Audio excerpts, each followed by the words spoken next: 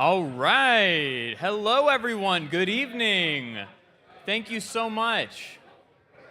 All right. People in the back, hello. Great. Well, thank you, everyone, so much for coming out tonight. We've got a really exciting program. This is really a part two to an earlier program. So in case you missed the first half, BPI, we're a think tank. We're focused on studying Bitcoin and the importance of open technologies, what they mean for America's future here. And we had a report published earlier this year where we took a lot of different of the emerging sort of, the frontier AI models. We asked them, what would you use for payments? And the study sort of overwhelmingly found that the models preferred Bitcoin, and a close second was stablecoins, and then fiat was barely ever preferred by AI agents. And so it sort of took us down this rabbit hole of what is the connection between Bitcoin, artificial intelligence, and what is the future of commerce going to look like. So this brings us to tonight. Tonight we have Brian Langle and Anthony Magliacca from 5 Bells. And 5 Bells is an infrastructure provider for the back end of how these trades could be reconciled. And they have a strong interest in Agentic Commerce. And we got connected with them. We heard about what they're building and figured it would be a great conversation tonight to sort of hear firsthand from a team who is actively building for this agentic future how they expect Bitcoin and digital assets will sort of be at the heart of commerce in the future. So Brian, Anthony, thank you so much for joining tonight. Thank you. Thank you, Connor. Thank you, BPI, and thank you all for coming here today. Yeah, so I guess let's just kind of start it off with tell us a little bit more about 5 Bells. What is the thesis of the company, and sort of how do you view the future of what you're building towards with Agentic Commerce? So Brian and I's background, is this better? We worked at a company called NYDIG, or New York Digital Investment Group, for 8 or 9 years from their inception. And we used to transact with Bitcoin and US dollars and make exchanges all day long. Very high value too. So, we'd have 5, 10, 50, $100 million at a clip that we'd have to exchange for US dollars against Bitcoin. So we'd want to take delivery of Bitcoin, and we would deliver US dollars on behalf of our clients. And I had spent my life prior in traditional finance, where there are these systems or these places called clearinghouses where everybody shows up, they exchange assets at the same time, and nobody really takes risk, right? It's sort of abstracted away from the clearinghouse. But there's nothing like that in digital assets. You have to essentially send your money first and then cross your fingers and hope that you get delivery. That usually works out pretty well, right? Every once in a while, every year or so, you'll have an FTX-like event, or a BlockFills event, or Genesis Trading, or 3 Hours Capital, or Mt. Gox, or there's always these blow-ups in digital assets, and we really lamented the fact that there's no way to mitigate that risk in digital assets. And so we thought a long time about, why is that? Why doesn't that exist? And these clearinghouses, they've been around for 200 plus years. What they really are is a shared ledger. They're just a bunch of people get sick of the settlement risk that they're taking when they exchange assets, and they say, let's just agree that we're going to ledger all the activity here, and that way nobody has to take risk, and we'll all be members of the firm, and we can invest in the clearinghouse together. But we thought, it's interesting. One of those, we already have a ledger that we share in the space. It's called the blockchain. So why don't we just use it for what it was meant to begin with? Why don't we leverage the blockchain to mitigate that risk, as opposed to leveraging a third party or a clearinghouse? This is like very Bitcoin first principle stuff.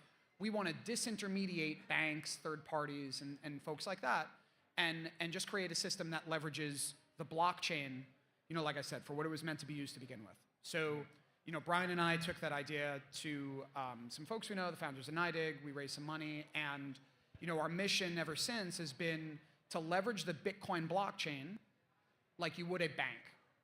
So when you hire a bank, what you're doing is you're just basically saying to them, I trust you to use my ledger. Here's my money. Ledger this money for me. That's a lot like Bitcoin, but you have special access to the ledger that the bank does. Now you can be your own bank, the way people on the stage have probably said before, and I know at the the PubKey in New York they say it quite a bit.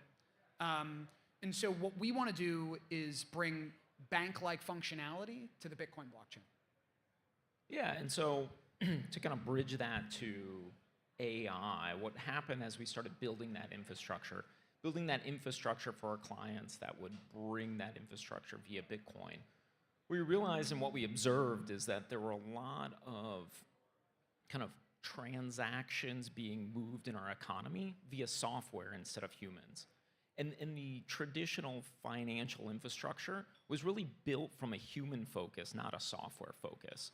And so, as you start thinking about agents and software that are interacting more and actually transacting payments, you start thinking about what they need, and their requirements are much different than humans.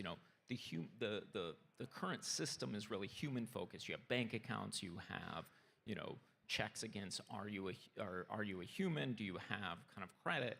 Whereas software doesn't have those capabilities. And what it really wants, software wants, is to be able to discover the service, negotiate terms, actually do the payment, confirm that certain aspects of that payment actually happen. And so what we realized is that what we've been building, the infrastructure, what we've been building, is very repurposable for AI. You start thinking about what monetary asset the new economy with AI and agentic economy needs. You need something that's much different. You need something that's digitally native. You need something that is programmable in a way for settlement for certain conditions. You also need something that's open, that's borderless, that can actually interact across geographies. And what's really interesting, I think, is that Bitcoin has all those use cases. It meets those use cases, and in a way that I think is unique. Other cryptocurrencies do not. They're not as decentralized. They don't have certain of those properties. And so what we've done is really set out to build that infrastructure for the agentic economy. Yeah, that's fantastic. It is very interesting when you talk about the infrastructure behind these trades. A lot of the times I've seen it.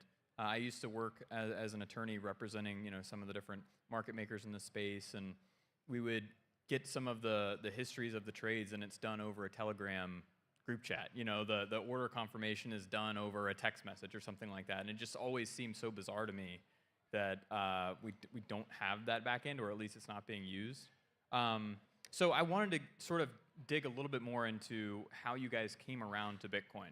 Clearly, you think this is a fundamental part of the product you're building, and both of you have very impressive, more traditional backgrounds. So Anthony, you were at 2 Sigma, one of the most well-renowned investment firms in New York. Brian, you're a professor at NYU. Both of you ended up coming around and deciding that Bitcoin is the right place to build this. So what brought you around to Bitcoin? I guess, what's the quick backstory there, and what made you decide to sort of anchor this to the key component of what you're building now at 5 Bells? Yeah, so for me, I came to Bitcoin from the technology side, not from a financial side.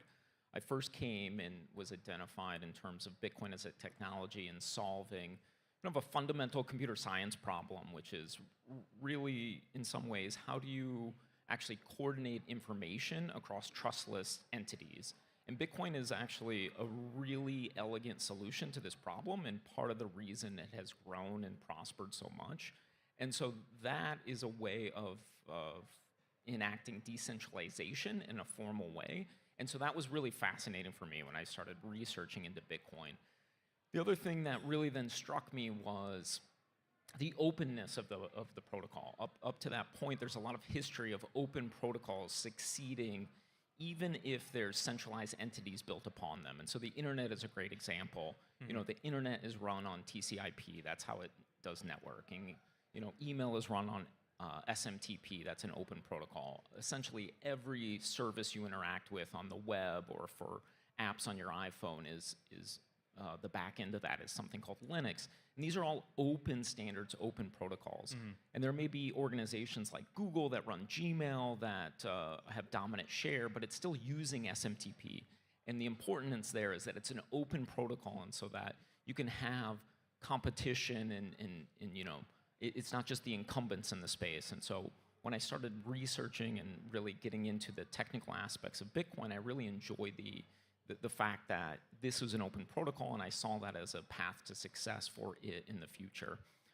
The kind of other aspect, and I think it's related to what we're talking about in terms of agentic economy, is Bitcoin, unlike other maybe cryptocurrencies you've read about, is purposely very restricted in terms of what you can do. It's this very small language called Bitcoin script, and it really emphasizes kind of stability, security, robustness. And so as you start building upon the platform, it's harder to make mistakes in some ways. And so it minimizes complexity. And so kind of that security aspect paired with the open monetary system was really intriguing to me. For me, you know, I've spent my life in financial operations. You know, the back end of all these trades and all this like high finance that happens, I'm very much like the deep back office, you know, trying to make sense of it after the fact. And that whole industry is essentially everybody trying to make sure that all their ledgers say the same thing. All their books and records say the same thing.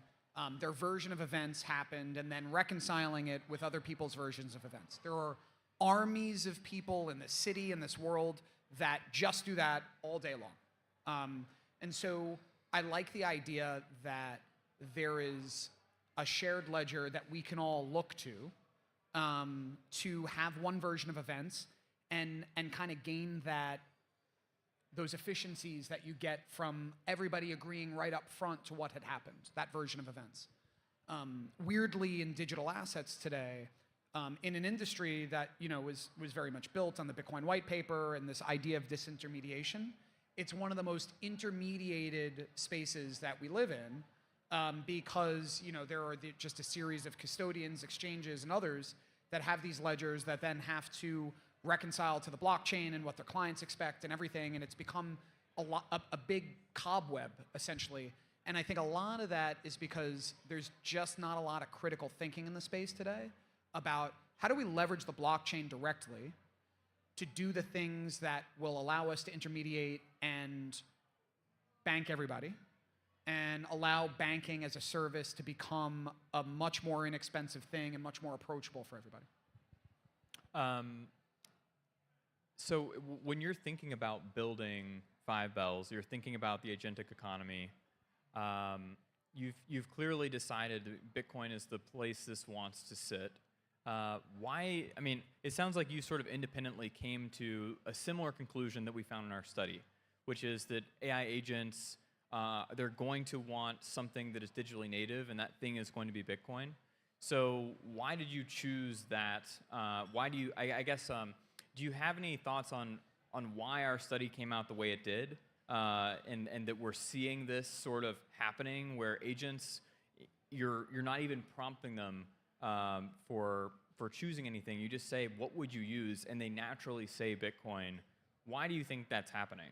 You'll have a more eloquent answer than I will at this, but I just think it's because agents are purpose-built to reduce friction. They want to be ruthless about efficiency and friction. That's why we like agents, because we get answers to very complex problems very quickly, right? I might have something that I've been thinking about forever, and I'll ask ChatGPT, and it'll tell me in 10 seconds what took me 10 days to think about. And I'll say, wow, what a world we live in.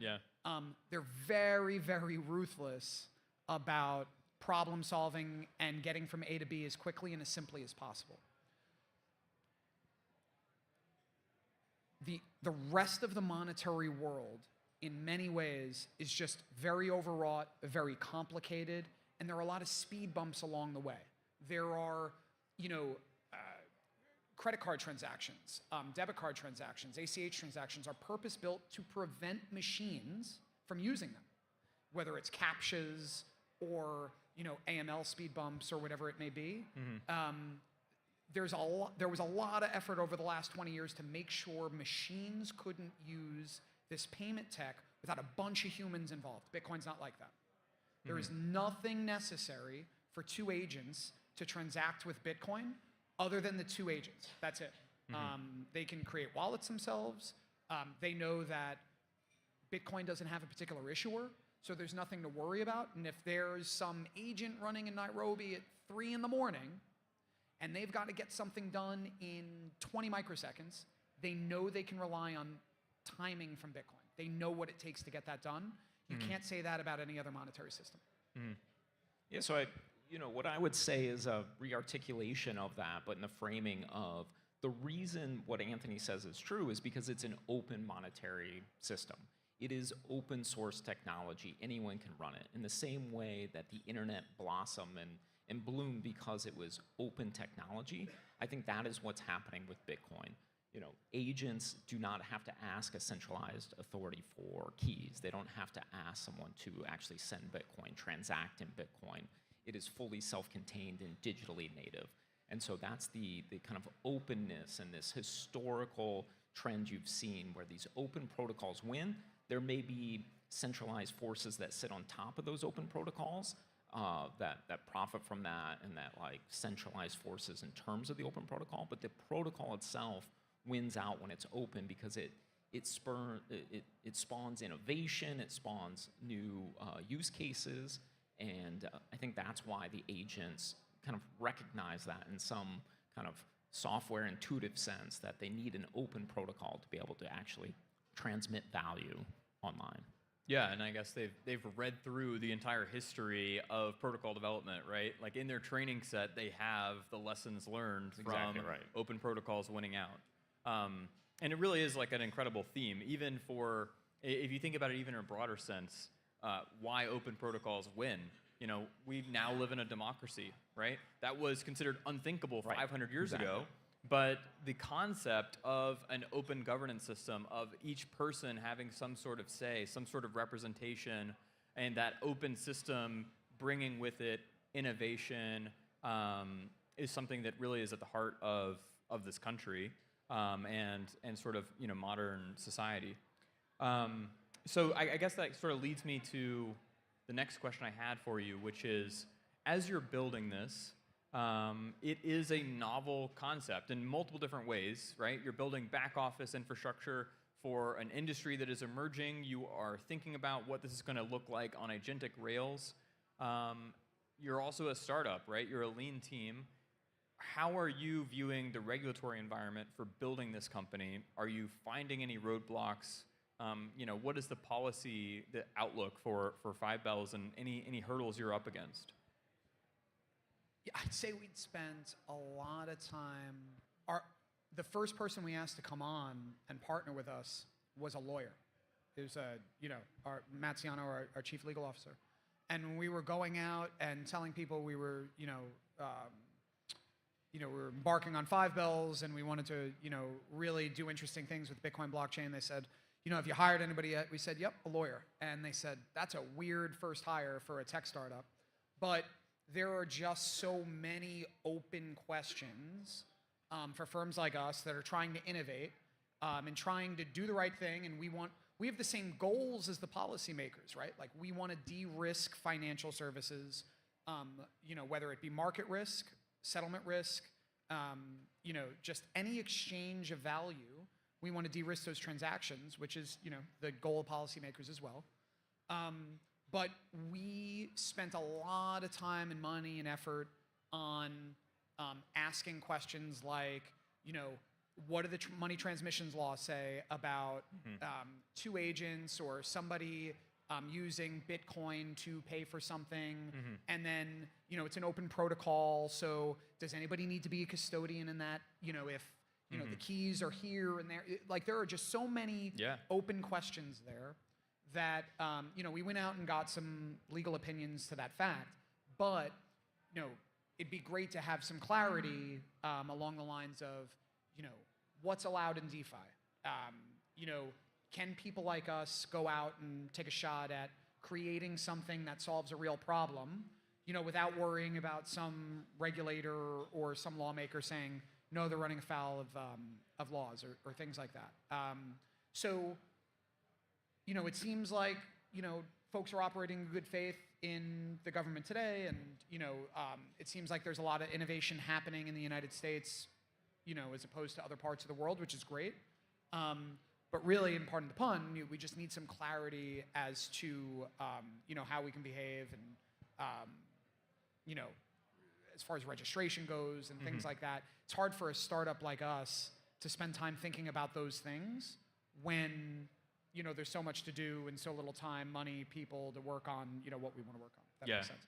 Yeah, I guess the only thing I would add is, I think we were privileged in that we had come from a highly regulated environment, so we knew what the regulation was, we knew the questions to ask, we knew who to ask. But well prior to my life in a highly regulated environment, I was at other startups where those aren't even top of mind. And so I imagine that innovation is stifled if you don't have that clarity, if you don't understand. You can't have people out of their garage, like innovating in an open monetary system without understanding the rules of the road. And so that's what clarity brings, more innovation. Yeah. So clarity is one side of it. The other thing that's being discussed quite a bit right now in Congress is this crypto tax package. So there's a discussion draft that's floating around. There have been a lot of proposals over the past year, and something we've talked about quite a bit here at BPI is the importance of a de minimis exemption for everyday Bitcoin payments. How do you see this being relevant for agentic payments? Is this something that would be helpful in your mind for sort of clearing the runway for companies like yourself? It's almost necessary, I'd argue. You can imagine agents paying for things like data, compute, different structures. Those are going to happen in microseconds over and over and over and over and over again. If you're using Bitcoin as a payment method, which, I think we know that there is some sort of preference from agents to do, I can't imagine at the end of the year the folks that are responsible for those agents or the agents themselves filing taxes with the IRS because they transacted in Bitcoin or digital currency. I think part of the problem is we still treat it as property. Anytime you part with that against value, you need to kind of file a tax return or, tax paperwork for that sort of thing. Like Brian was talking about how people in their garage, they can't consider things like regulation and the like. I can't imagine tax lot reporting for those same innovators. Like, this is just like so much overhead. And by the way, I don't think the IRS wants this either. I don't think the IRS wants to get trillions of line items for these micropayments, few sats here, a few sats there. It's like, what are we doing? So I think if you're doing it the right way, you're thinking about it. You're saying, okay, what will I be responsible for? Because I don't want to run afoul of the IRS or laws and the rules of the road. But also, on the other end, how could you build something like this, put it into production, see it successful, and not do that? And so I think it behooves everybody. I think the first year this really takes off and the IRS gets inundated with all this paperwork and stuff to sort through, I think that might be what it takes to say, okay, we're going to have to figure something out here. But it's critical. Like, we just got to figure that out for sure.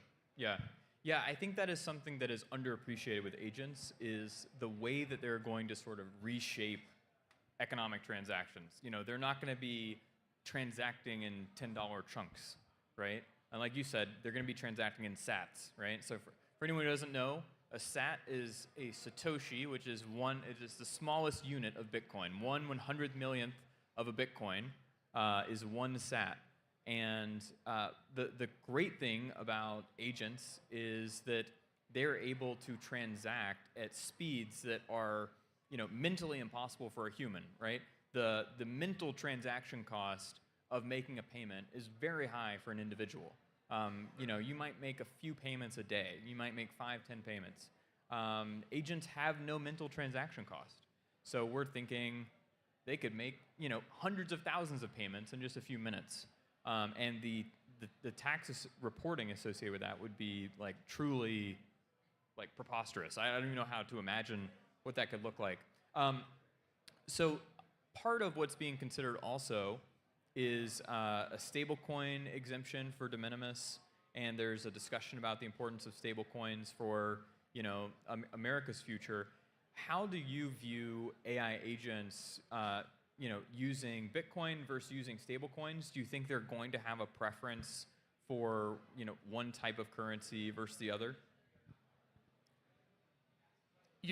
In that paper that you had alluded to, that BPI wrote, that got a lot of traction and buzz around Bitcoin being preferred, what was interesting to me was not the fact that they were preferred for payments. It was that 4/5 of the agents wanted to hold value long-term using Bitcoin. Mm-hmm. If that's the case, even if you're transacting in stable coins, right? Mm-hmm.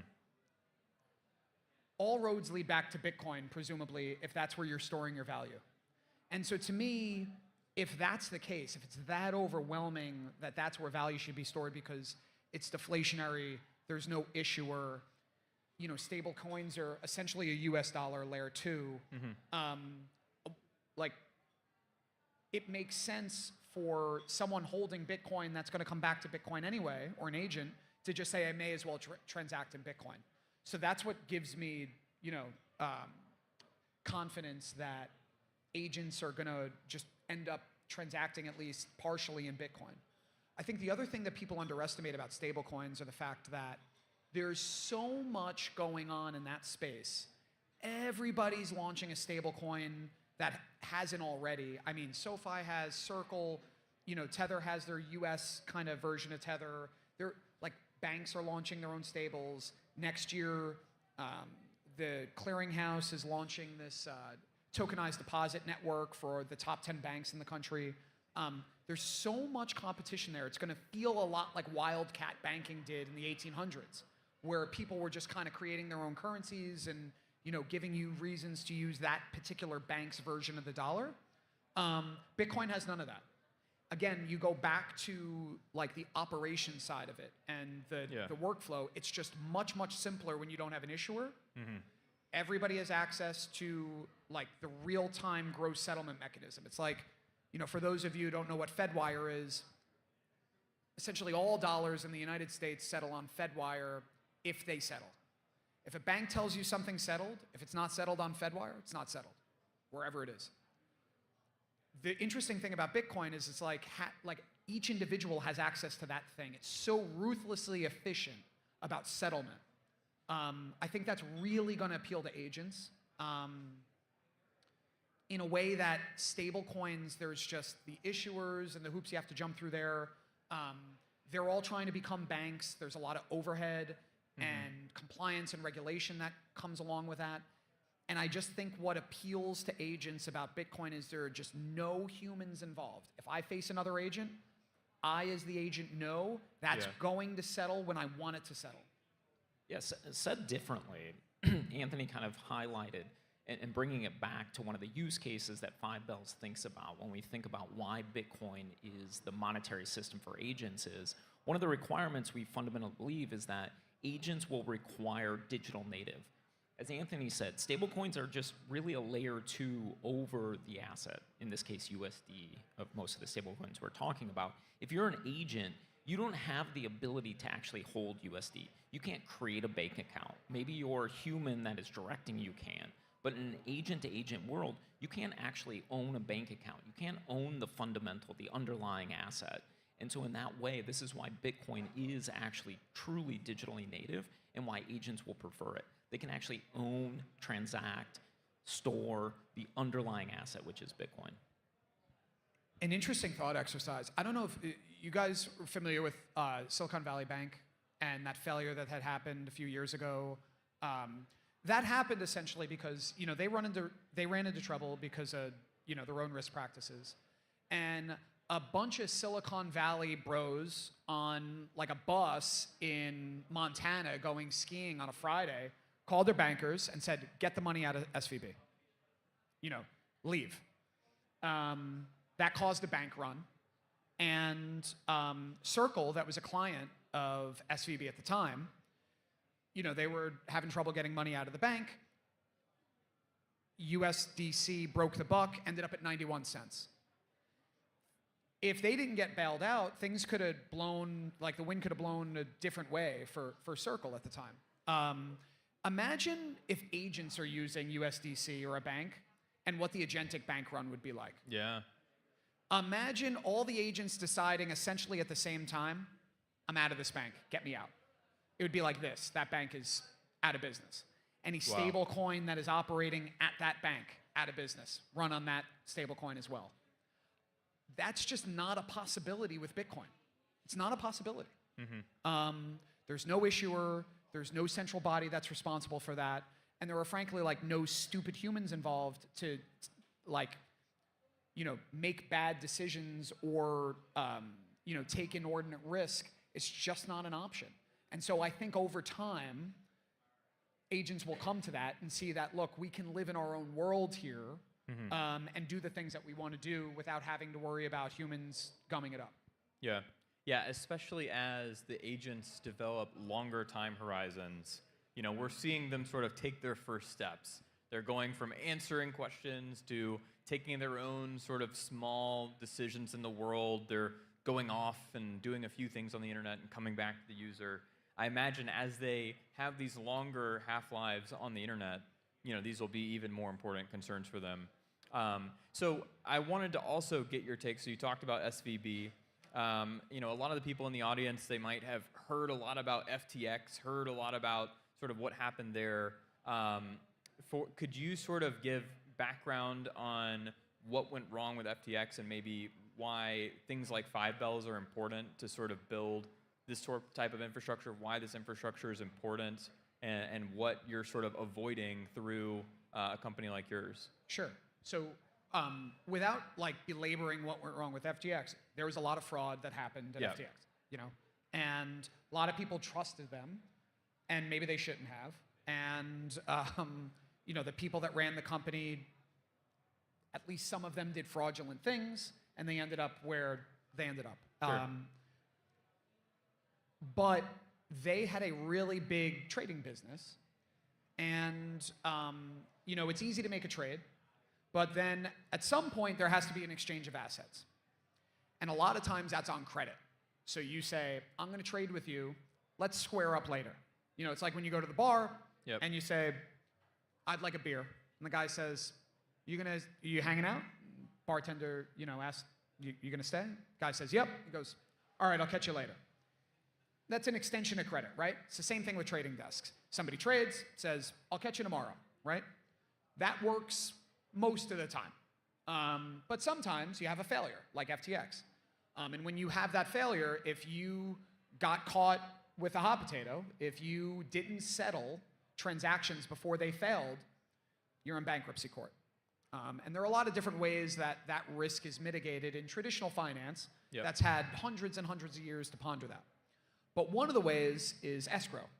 They say, look, here's a third-party institution. Popular names are like Bank of New York or State Street, and they say, hold these assets for us. That way, this other side knows that we're going to make delivery to them, and they could feel comfortable making delivery to us, and things work easy like that. Going back to the previous point, when you do that, what you're saying to State Street or Boney or any tri-party institution or escrow service is you're saying, I trust you to keep this ledger for us. Now, the promise of blockchain, and this is not me talking about it, this is white paper sort of stuff, this is the third line, it's how do we disintermediate too big to fail banks and financial institutions that we rely on today. And so Brian and I thought, it's one thing to have a ledger we all share that so we can exchange value, but in an economy, you're going to want to exchange that value for something else, right? You're going to like any economy is just like exchanging two things is not always one person giving money to another. And so for high value transactions, you'll want an escrow service to be able to do that. What Brian and the team have built is essentially an escrow service, but instead of hiring a third party's ledger, you trust the Bitcoin blockchain for that ledger. And what that looks like in practice is you'd come onto a Five Bells platform and you'd agree to terms. You'd say, I'd like to exchange this much Bitcoin for this many dollars, and the person delivering the Bitcoin gets a blockchain address. Now, this is ephemeral. It lives on chain. It's not at a custodian, and it's essentially like a blockchain contract. I won't say smart contract. Brian hates when I say smart contract, but it does one of two things. If those dollars that you expect are delivered into a bank account, Bitcoin is systematically released without a third party, and you have what we'd call delivery versus payment, or like a de-risked transaction. If the dollars don't come, a time lock trips, and Bitcoin swept back to the source address, and you can start again. You're none the worse for wear.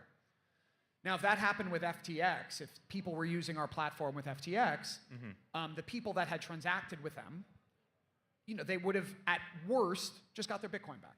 They would have said, okay, none the worse for wear. And that's a better outcome and a much safer place to be than nakedly delivering to an entity like FTX and saying, wow, I really hope they don't fail before they give me what I expect. Yeah. What we like about that is if you're someone that believes in the Bitcoin economy, if you believe that one day things will be priced in Bitcoin, you have to believe that people aren't going to take risk when they buy those things, when they exchange other things for Bitcoin. And so we think this is like one way that people can de-risk transactions, and it'll bring forth that Bitcoin economy a little bit quicker, because there are mechanisms like that that'll allow you to feel better about those transactions. So let me articulate what Anthony said with an example and then bring it to why this is an amplified problem with agents. So what Anthony's articulating in the bar example is really the fact that when you're paying at the bar, you're physically located by the person. If you don't pay up, they're there, they can, they know who you are, you've got a reputation. So let's take a different example. Let's say you're trying to buy coffee beans in Portland, Oregon. You live in Washington, DC. If you send Bitcoin to this person in Portland, Oregon, that transaction is final. They have the Bitcoin. They don't have to actually deliver you the actual coffee beans because they already have the Bitcoin. That's the delivery versus payment problem. And vice versa. If they send the coffee beans and you receive them, and they're hoping that then once you receive them, you send the Bitcoin, there's a problem in reverse. And so, traditionally this problem is solved with reputation in terms of, dispute, fraud, things like this where... Letters of credit. Things like this. And so with humans, we've solved it in a different way because we are, fairly long-lived, we have reputation, we won't get credit if we've, reneged on a deal. But agents are essentially ephemeral. They're cheap to create, cheap to modify, cheap to fork. They don't have that reputation system. And so if agents start actually transacting, they need some kind of, conditional payment system, an escrow system to say, oh, only if the beans are delivered, or only if this service is provided, or this resource is given, will you actually send payment or receive payment. And so that is what we're building for the agentic economy, this actually delivery versus payment for agents. Yeah, it's a very interesting problem to have to solve. In the real world, we have physical bodies. We can be sued. Exactly. Agents aren't going to have any of these things that sort of ground them in reality, but they're still going to be responsible for, making. Yeah, and it's interesting too because you could say, well, the agents are backed often by a company that you might trust, Google or OpenAI. But the extra problem with agents is we humans do not fully understand how these LLM models work. They make mistakes, they hallucinate, things go wrong. And so if you, as a human, do you want to actually trust the agent when you're sending certain money to the agent? Is there going to be a way for you to get the money back from Google or OpenAI if the agent does something incorrectly with your store value? And so that's where we sit in between and help facilitate those transactions, those Also, conditional payments. If we use an agent from Google and model it to go buy something. Google's not going to take responsibility if something goes wrong there. Right. If it hallucinates the destination, yeah, exactly. We're going to be out of luck. Yeah, maybe if it happens to enough people, there's some class action lawsuit or something like that. But you don't want to be the one that's testing that.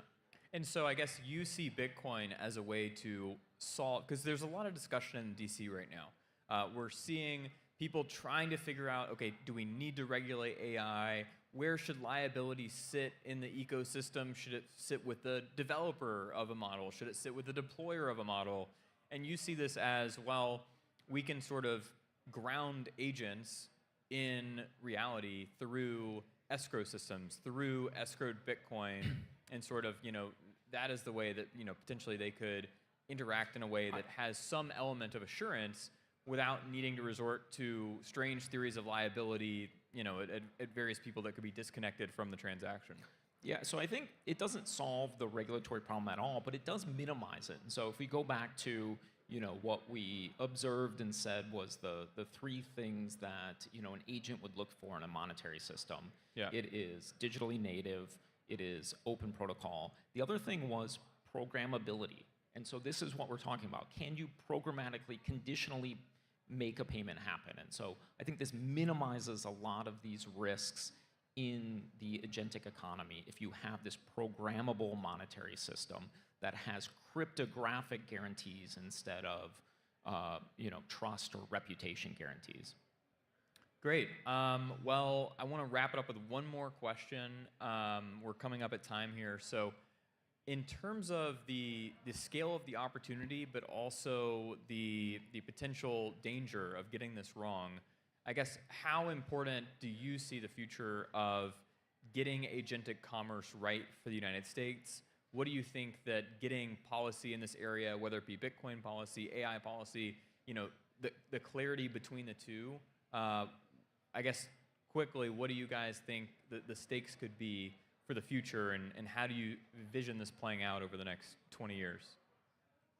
It's a, I know it's a big closer. Big open-end question, but I guess just a small answer to that, a very hopefully succinct answer is that we already see AI changing our lives. It's doing tasks that only humans could do prior.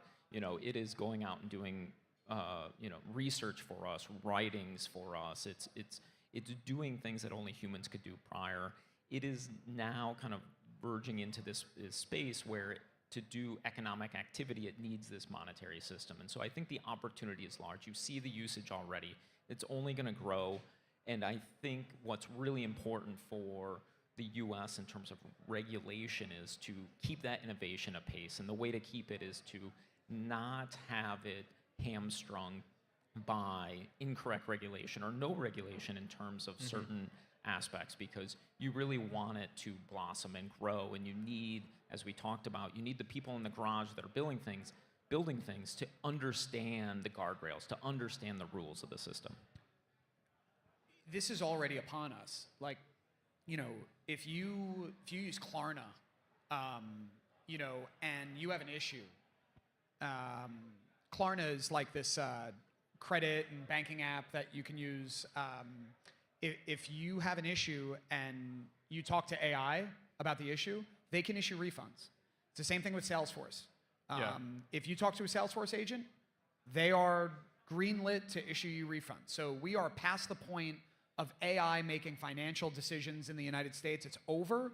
It's happening today. It is going to happen really quickly that they're going to start purchasing things and acting like humans in the economy in a much, much faster way than humans could.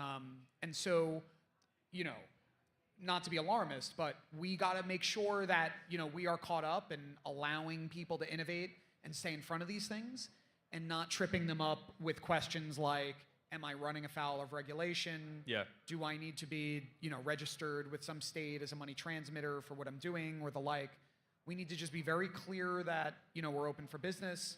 We want to allow the innovators to innovate because it's happening today in the United States. So we've got to make sure we stay in front of it because we're in the lead right now and we want to keep that lead.